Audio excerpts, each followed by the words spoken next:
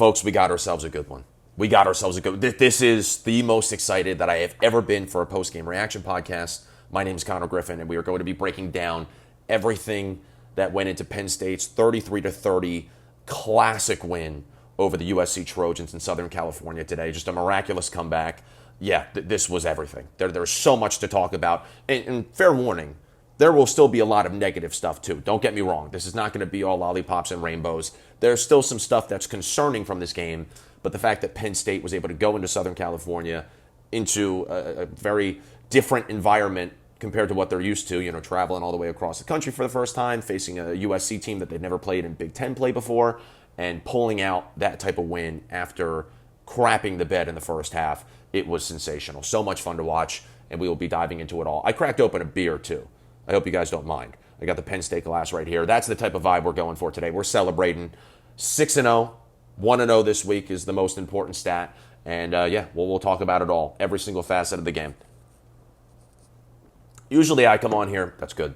Usually I come on here, and I'm just so negative and ranting about everything, and I'm like just losing my mind for 30 or 40 minutes. This one, like I said, there's still some negative, but for the most part, this will be pretty positive, and I can't wait to dive into it all. So we'll just get started right now.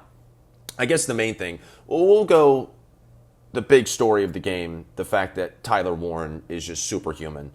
It has to be the most dominant game I've ever seen from a Penn State player. Granted, I'm 24 years old. I'm sure there are people who've been watching Penn State football way longer than I have who are watching this video currently. The only thing I could think of that rivals that is Saquon Barkley in 2017 against Iowa, where he just put the entire team on his back. That's what this was today. He was 17 catches for 224 yards, 150 yards after contact. Just absurd. And he was obviously doing it all. It was bugging me a little bit at the beginning of the game how much CBS, you could tell they had the graphics ready and everything. They were like, we're going to point out how many different snaps he has at this position and at that position. Yes, it is a marvel that he's able to do it all. But for us, we've seen that plenty already. And I was like, oh, they're going to keep doing this. But it truly was absolutely unreal. Couldn't believe what he was doing out there on the field. He is the MVP of this offense. He is the best tight end in America. I can't believe there was a time where I wasn't fully sold on him. Not necessarily that I thought he was a bad player, but I'm like, I don't know how much of an impact Tyler Warren and Tyler Warren alone is going to have on this offense. Because remember, he played for dating back to 2021. So the last 3 years, but he was always behind Brenton Strange and was always behind Theo Johnson. And I thought he was actually the weakest link of those three. I was totally wrong. Totally wrong. He's been able to do it all. I tweeted it out, he is Andy Kotelnicki's muse. And it's a beautiful thing to watch. The one touchdown where he lines up at center, and I didn't even realize it when I was watching the play live. It took the breakdown and the slow-mo replay and everything. Lining up at center and then going out for a pass. Haven't seen it done before. Have not seen that play done before. And let alone, you throw in a double pass in there too. Yeah, it was crazy. And we'll get to Andy Kotelnicki's play calling in a little bit because I did have some concerns about that. But that play in particular was genius, and just the way that we're able to utilize him and get this offense going when we desperately needed to, it was perfect. It was perfect. Again, there are some concerns I have with that, but we'll save that for later on. We'll just do all the positives right now, and then we'll get into the negatives later. My next positive, well, I guess you do have to give credit to Ryan Barker first. I think that's the second biggest story of today. After Tyler Warren is Ryan Barker, who comes in, is perfect. With field goals, with extra points. That last one tailed a little bit towards the end, but it was still clearly going to go through the uprights, and every other one was pretty much dead smack through the middle. That's something that, if you're a Penn State fan, you can't really take for granted. He was rock solid today, and in that big of a moment, on the road, all the way across the country, it's your first big test as a kicker, and you deliver on that one. Just a huge confidence booster. And that interaction between Franklin and Barker after the game, where Franklin's actually caught cursing. He drops an F-bomb, which I might curse a couple times in this, by the way. Just a fair warning. I'm drinking some beer. Who cares? That was everything. Seeing that moment between Franklin and Barker. It's very reminiscent of Sam Ficken and James Franklin back in the day, back in 2014. You're so happy for him, a former walk-on who finds his way into a starting job and delivers. And yeah, Franklin was so emotional. after that, and he had to pass the mic off to Ryan Barker because he's like, yeah, I'm breaking down. Interview him. It was awesome. So just a perfect way to cap this win off. And then the thing I was going to go into was Drew Allar. Drew Allar is the real deal. Drew Allar is as advertised. I can't believe, kind of going back to how I can't believe there was a time where I thought that Tyler Warren was, just going to be fine, but nowhere near this. I can't believe there was a time where the Penn State fan base legitimately debated whether or not Drew Allar should be starting over Bo Prabula. There were plenty of people, probably a lot of people watching this podcast right now, or listening to this podcast right now, that said last year Bo Prabula should be QB1. Tough day for them. Tough day for them today. Drew Allar is the real deal. That drive where we need a touchdown, down 30-23. And there were plenty of drives like this throughout the course of the game. The whole comeback when we're down by 14. And he's just airing it out. I think it was 4 for 4 for like 81 yards or something like that on one of the first couple drives to get back into the game. The entire drive where we're down 30-23 and he's commanding the offense, we have 2 huge fourth downs, which in any other year where James Franklin decides to go for those fourth downs, especially that first one where we were still on our side of the field, I think it was 4th and 7. Any other year, that backfires and everybody's going at Franklin's throat and saying, why don't you punt that one away? You're making these dumb decisions in big games. You're making these mistakes that we should not be making, and it's costing us these games against Ohio State, against Michigan, against USC today. Any other year, that backfires. But Drew Allar today, when we needed it most, was able to connect, was able to sense pressure in the pocket, was able to get the ball out and get it to a receiver on the money. Also, huge credit to Julian Fleming, which we'll get to in a second. But those 2 plays and just the overall poise and command of the offense in a game where he also threw 2 interceptions. I mean, technically by the end of it, 3, but that third one, as we all know, was just a Hail Mary to the end zone. That was a very, very small chance that was ever going to connect. But 2 interceptions that were both his fault. And that second interception where he was trying to throw it to Khalil Dinkins, and it was almost like triple coverage. He tried to fit it in there, and it just, why even try and make that pass? It was a dumb throw.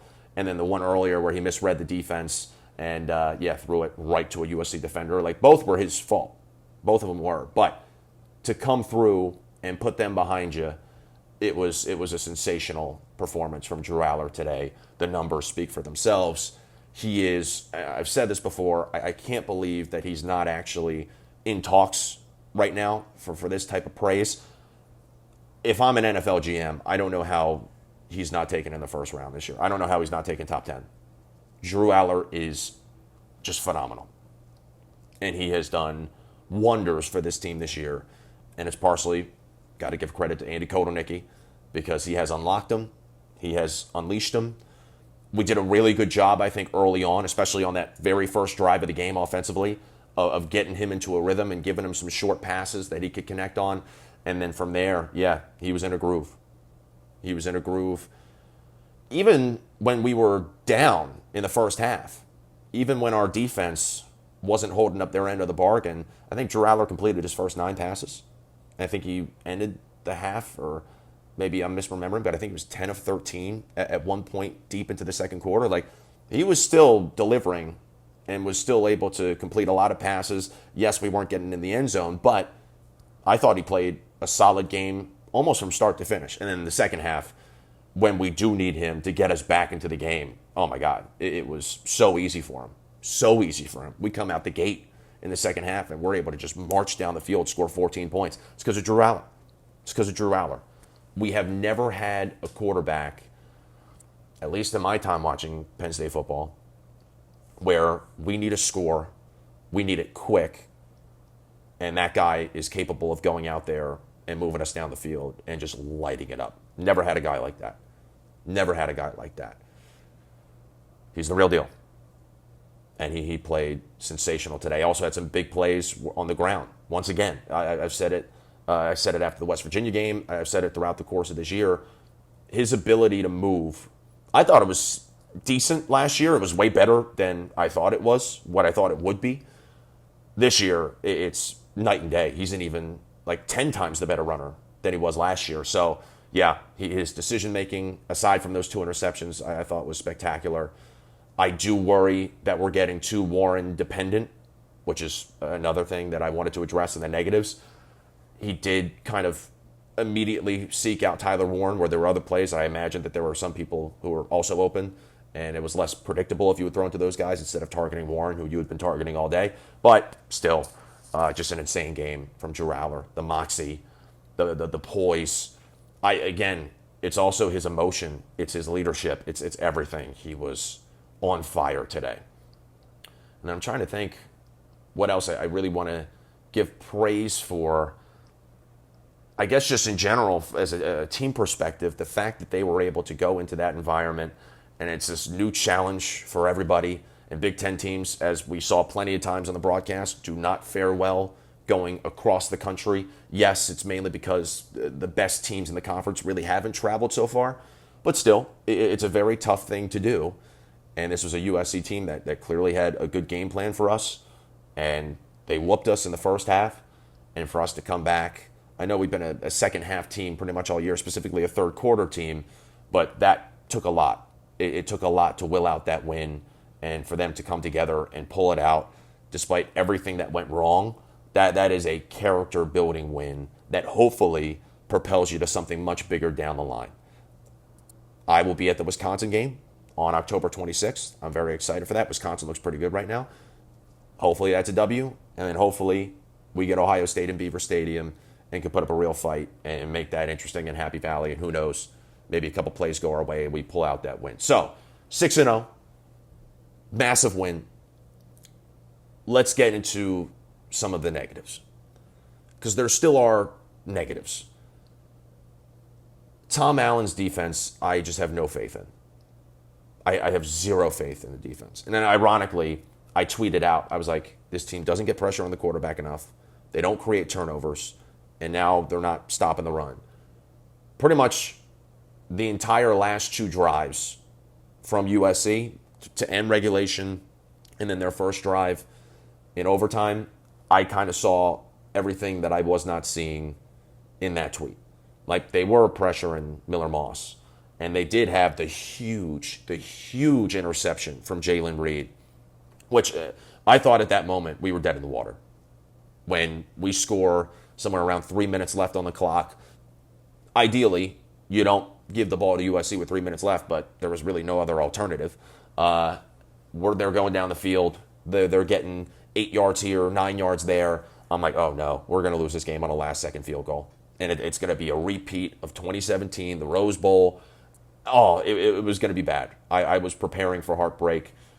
And then sure enough, Jalen Reed comes up with a massive interception, which if that ball is thrown a little bit better, we might have a totally different story. Penn State might lose this game, but he comes up with the interception when we needed it most, and that was the sole turnover of the game. It came at the best moment possible. But anyway, back to the criticisms of this defense. I don't get Tom Allen's philosophy at all. At all. Miller Moss, Gary Danielson pointed it out, I don't know how many times on the broadcast today. Miller Moss struggles against man coverage. He thrives against zone coverage. Where were most of his big plays today? Zone. I know that that's what we do. I know that that's what the whole philosophy is. We're going to play zone defense, and we're going to confuse them with coverages. We're not going to necessarily get after the quarterback. We'll give up the slant routes. We'll give them, who cares? Comes back to bite you today. And Miller Moss was able to put up some good numbers, was able to lead USC down the field multiple times on you. They're a solid team. Obviously, they have Lincoln Riley, who's a great offensive mind. They're playing at home. They desperately needed a win. But USC should not have had that much success against this defense. There is no reason why they should have been up 20-6 at the half. And obviously, that's partially because of the defense, the offense not carrying their weight. But the defense giving up 20 in the first half and just looking bad, really bad, getting just gashed down the field. Can't have that. And there was a very good chance that we were going to lose this game today. I couldn't believe that we pulled it out in the end because we played so terrible in the first half. And for everybody who's saying, well, Connor, like that's who this team has been this entire year. Like they play bad in the first half and then they come back alive in the second half. It is going to bite us. It almost bit us big time today. We are going to play Wisconsin or on Ohio State. God forbid, we're playing a team like Bama or Georgia, or I'm trying to think of Tennessee, any of these SEC teams that are going to be in the playoff. God forbid we start off the way that we started off today against them. I mean, there's no way we're coming back. We were lucky that we were able to scrape and claw and work our way back into a position to win this game. But it's not going to happen all the time. We are playing a very, very dangerous game, and I don't think people realized it until today. I've been shouting it from the rooftops. We should not have to make third quarter, second half adjustments against a Bowling Green or against a UCLA. Our defense should not be this horrendous defense that's bend, don't break, allow teams to move all the way down the field on them, score. We can't be falling behind in games the way that we fall behind in games because the defense isn't holding up. Can't happen. We were able to rebound and put out a solid, competent defensive game plan for the second half in those games against, again, Bowling Green, UCLA, Illinois, and it was enough to win us the game. But there's going to come a point, and it almost happened today, where it's not going to be enough to beat an Ohio State or a playoff team down the road. We got to come out firing to start. We had to make Miller Moss feel uncomfortable today. Never felt uncomfortable. They have such a weak offensive line. We only got one sack today. Abdul Carter was the sole sack, and he was neutralized for a pretty decent chunk of the game. That's a problem. That's a big problem. And I know that obviously Miller Moss was trying to get the ball out quick, and they were devising all these plays where screen passes and slants and whatever. You know that's going to be the case. You know that their offensive line is a weakness. They're going to try and work around that. Do we not have a counter? How many times did a playmaker from USC get the ball in open space and we were just too slow to stop it, or we didn't see it coming? It was crazy. I couldn't believe the defensive game plan for this game. It's the same defensive game plan that has had us fall behind in other games. It had us fall behind big time today, and I think people are finally starting to catch on.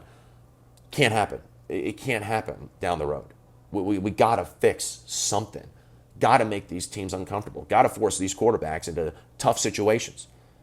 We are so reactive as a defense instead of being proactive. Manny Diaz, if he's coaching this game from the sidelines, he's coaching this defense up. We're sacking Miller Moss 5 times, and we're getting him on his ass. I mean, very first drive of the game, and we're setting the tone. Hey, buddy, you're not going to be able to come out and perform against us the way that you're typically accustomed to doing. You're going to have problems. That's not Tom Allen at all, and it's infuriating. And the reason why I thought that we were deader than dead before that Jalen Reed interception, it was Lincoln Riley going up against Tom Allen, and that I did not trust at all. I didn't trust. I don't know. I can't trust this defense yet. I can't. And it's not because they don't have dudes, and it's not because, they have cool highlights. It's not because they don't have any of that. It's just because I don't believe in the entire philosophy. Again, we are reactive instead of being proactive. And the times that we do dial up a blitz, it works. It works. I think we should be doing that more often, personally. It's a shame. I don't have any trust in this defense. They're good enough to win against lesser teams, but when we play the big games down the road against the big boys, I don't know. I don't trust them at all. I'm going to have a sip. Apologies if I'm just starting to rant and getting repetitive. I also apologize. I don't know how the audio is. I can never get this mic to work, but I appreciate you guys sticking with me. Another concern I had. First of all, I will say that Jalen Reed played a phenomenal game today. Zane Durant had, I think, another great game today. Those two have been 1A and 1B for defensive MVPs this year. But off the defense now. We'll get back to offense. The running backs were an issue today. Katron Allen was able to muster up some big runs, not necessarily in terms of the yardage, but in terms of the impact they had on the game, just barreling through the tackles. Nick Singleton started off looking all right, but I don't know if it's the injury still, lagging a bit. He was not in the game as much as I thought he would be. Was not a part of the game plan. Obviously didn't have the impact that I hoped he would. I thought we were going to come into this game because there were two things that we knew. USC, they had a weak offensive line. We should have been able to terrorize Miller Moss today. And on top of that, their defense has been susceptible to giving up these long runs. They got dominated by Minnesota on the ground. They got dominated by Michigan on the ground. We have these two electric running backs. The offensive line has been playing incredible this season. I thought that we were just going to have a field day on the ground. Wasn't the case.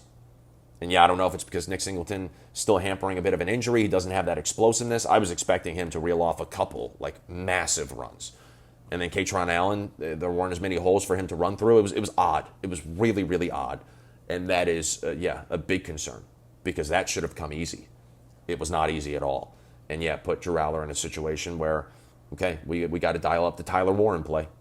We got to go to Tyler Warren because another concern I had, thankfully this changed in the second half, primarily in the fourth quarter. The wide receivers might still be as sore and as weak of a spot on this team as they were last year, but Kotelnicki has just been able to mask it. I worry about the receivers because we thought Harrison Wallace after week one was really going to emerge as a true wide receiver one. Had a pretty decent game today, but still he's not even close to being Drew Allar's top target. I know, obviously, Tyler Warren, you have the best tight end in the country. It's good to target him as much as you can, but you got to mix it up. And Harrison Wallace is not necessarily getting in the mix as much as I hoped he would after week one. And he has not had that big game once again where he's just bursting onto the scene and he's making big plays. He had not a big drop because it turned out to be all right, but in that fourth quarter, he had a drop that could have been a first down and he couldn't corral it. Also, that one fade to the end zone, it was a tough catch, but technically that was catchable as well. I worry about the receivers and how we're not targeting them a whole lot, and it's just solely reliant on Tyler Warren. If Tyler Warren's open, obviously, throw it to him. But there were a couple of those plays in goal line situations where, I thought we should have been running it, but because of the deficiencies in the run game today, I guess we just weren't confident in it. But we would keep running these, rub routes to Tyler Warren, and USC saw him coming. Happened twice on the goal line today, where we wound up having to settle for a field goal because we're so locked in on going to Tyler Warren. And maybe it's a Drew thing, maybe it's Kotelnicki. I don't know what the case is.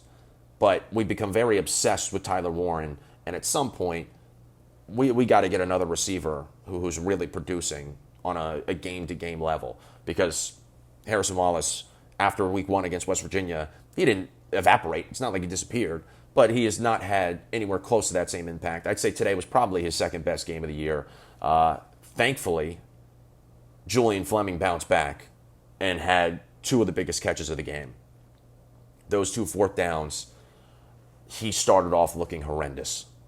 Totally out of sorts. Had a bad drop. There were 3 or 4 drops today where that's partially why I'm a little bit worried about this receiver crew because they were bad drops. He bounced back in a way that was so powerful and so inspiring for the rest of this team. The one catch he had where he was just absolutely draped on fourth down in that fourth quarter drive to tie it. Couldn't believe he caught the ball. And I didn't see his number at first, and he gets up, and I'm like, oh my God, that was Julian Fleming. It was such a redemption arc for him, but the point still stands. He has not been as involved in this offense anywhere near as much as I thought he would be. He's struggled to adjust. I don't know exactly what it is, but he hasn't been the impactful player that I thought. Liam Clifford has been fine, but it's still Liam Clifford. It's not like he's going to take the top off of defense or anything. Amari Evans can take the top off of defense, but has not necessarily been this big-time playmaker that I think we need him to be.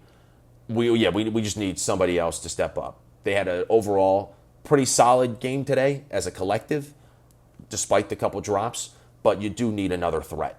You need somebody to offset Tyler Warren, give him some rest, give him a break, and ultimately teams are going to sell out on Tyler Warren, and we need to figure out ways of getting other people the ball. So hopefully that day we're ready for it when it comes.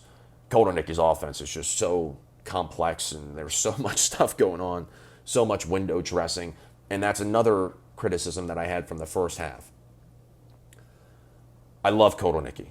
What he's been able to do with this offense compared to how pedestrian it was last year, it's absurd.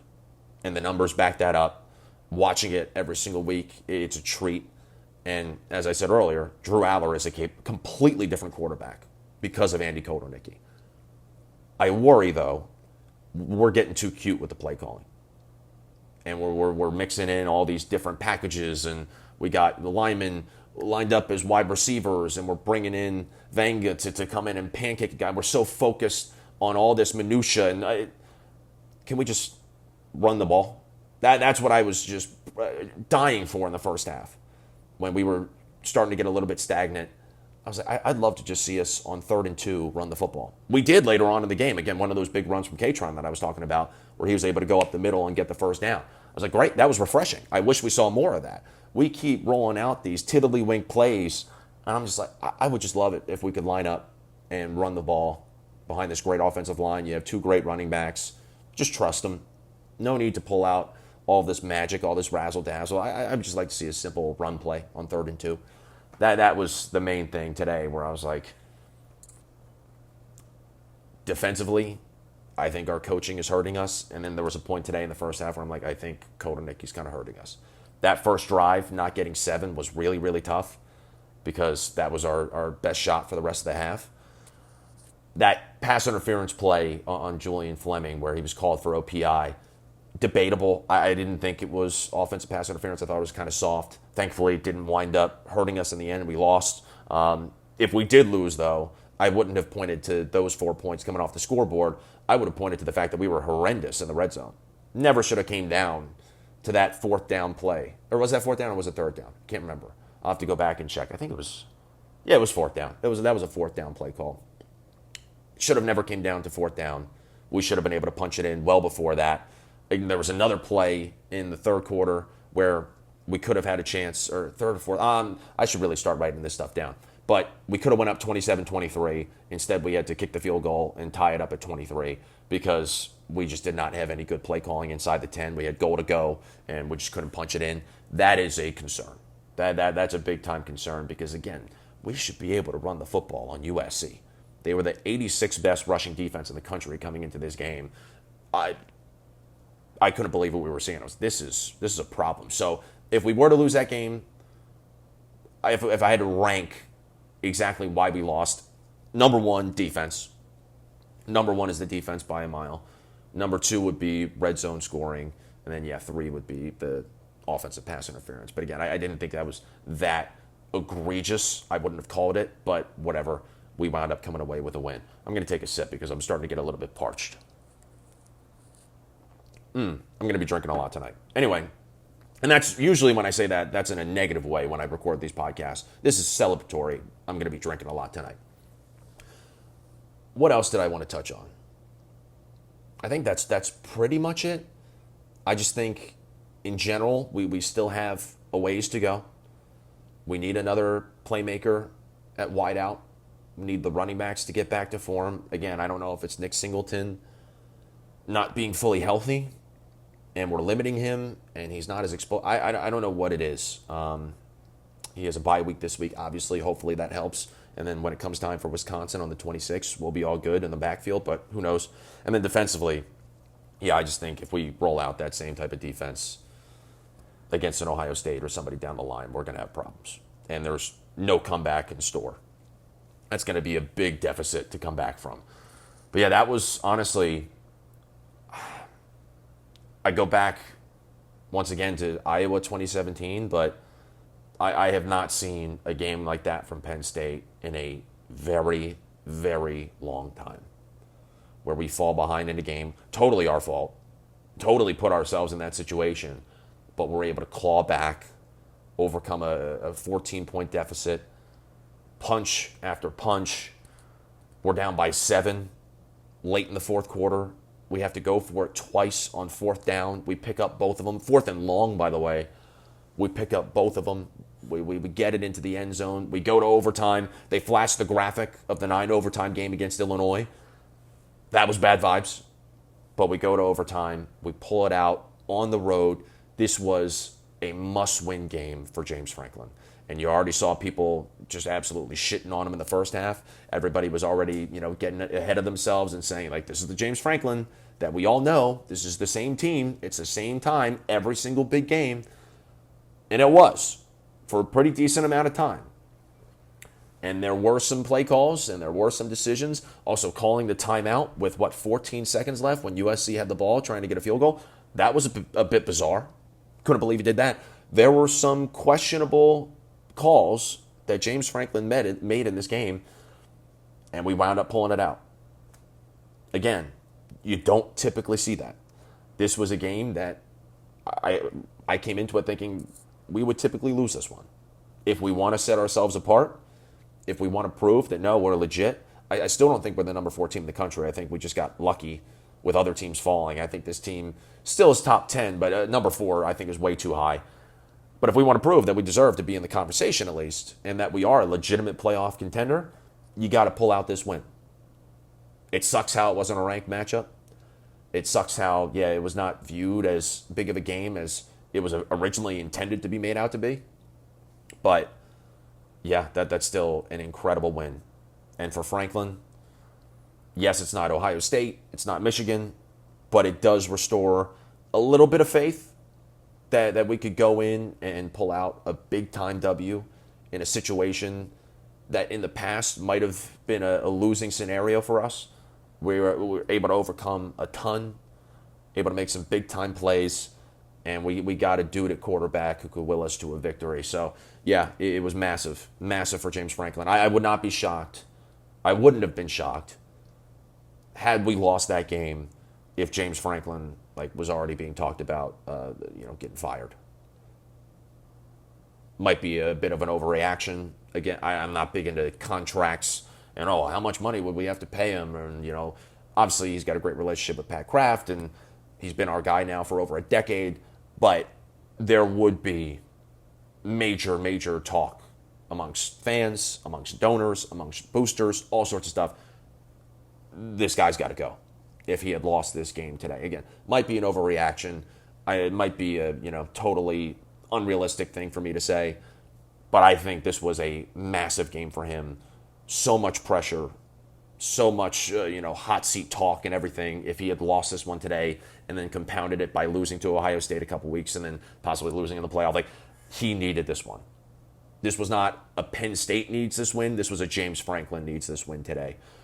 I think we would have been just fine for the rest of this year. Even if we had lost to Ohio State, I still think if we had 2 losses, one to USC on the road, one to Ohio State, who might possibly be the number 1 team in the country by the time we play them, I still think we make it into the playoff. I think we'd be fine.